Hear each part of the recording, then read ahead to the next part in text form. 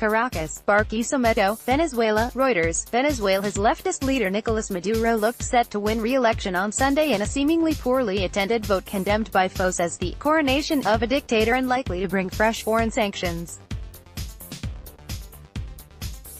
Despite his unpopularity over the OPEC members' economic meltdown, the 55-year-old former bus driver was benefiting from a boycott by the mainstream opposition, a ban on his two most popular rivals, and state institutions in loyalists' hands.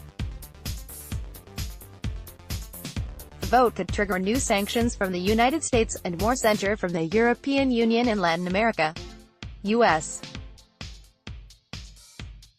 Deputy Secretary of State John Sullivan said on Sunday the Trump administration would not recognize the election and was considering oil sanctions. U.S. Secretary of State Mike Pompeo called the election a sham. Maduro, the self-described son of former leader Hugo Chavez, says he is battling an imperialist plot to crush socialism and take over Venezuela's oil reserves. But those say he has destroyed a once wealthy economy and ruthlessly crushed dissent. Maduro's main challenger is former state governor Henri Falcon, who predicted an upset due to fury among Venezuela's 30 million people at their increased poverty. Though some polls showed Falcon ahead, analysts say his chances are thin given widespread abstention, the vote-winning power of state handouts, and Maduro's allies on the election board.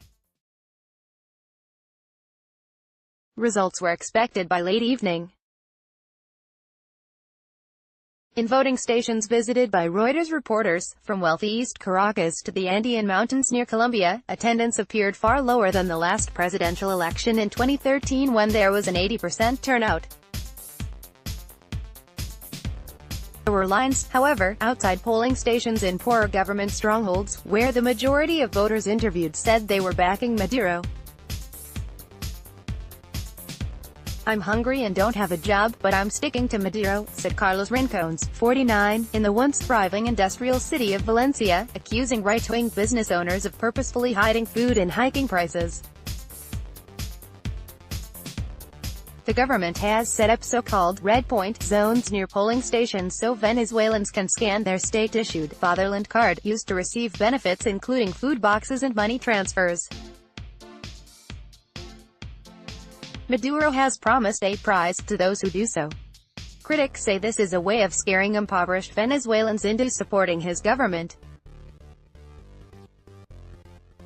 Falcon said his team had received some 350 complaints about the red points. 3 state workers also told Reuters they were pressured to vote, while pro-government activists hovered around some polling stations, saying they were assisting voters.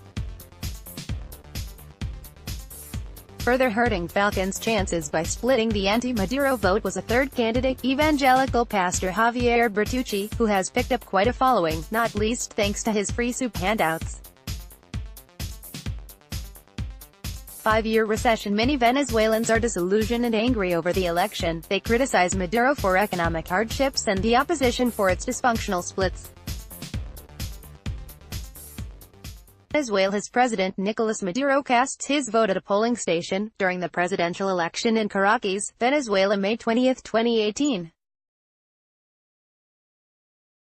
Reuters. Carlos Garcia Rollins reeling from a 5th year of recession, falling oil production and U.S. sanctions. Venezuela is seeing growing levels of malnutrition, hyperinflation, and mass emigration. "I'm telling the world, stop your aggressive campaign against Venezuela," Maduro said as he voted, blaming opponents for the country's mess but giving no specifics of possible reforms to nearly 2 decades of state-led economic policies. Venezuelan migrants staged small anti-Maduro protests in cities including Buenos Aires, Madrid and Miami.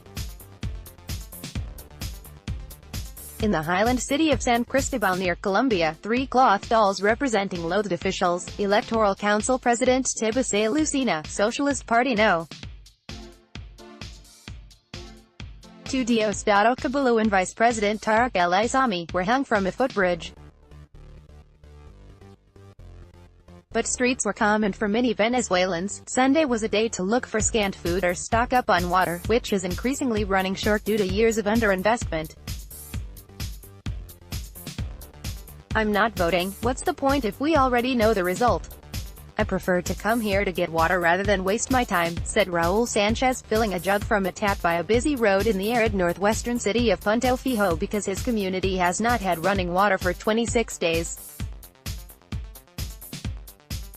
State television urged Venezuelans to vote, and Information Minister Jorge Rodriguez said some 2.5 million had voted by mid-morning, prompting ridicule from the opposition. Some opposition supporters, however, say the boycott only made life easier for Maduro and that his rivals should have fought him at the ballot box despite an unfair playing ground. I'm voting because the opposition doesn't have any proposals for what we're going to do when Maduro wins today. I want this nightmare to stop, said teacher Luisa Marquez, 56, in Valencia. Should Maduro win, he may choose to deepen a successful purge of critics within the ruling Chavismo movement. Slideshow, 18 images. Abroad, Maduro is likely to face further Western protests should he win, although Russia and China remain allies and have been important financial backers.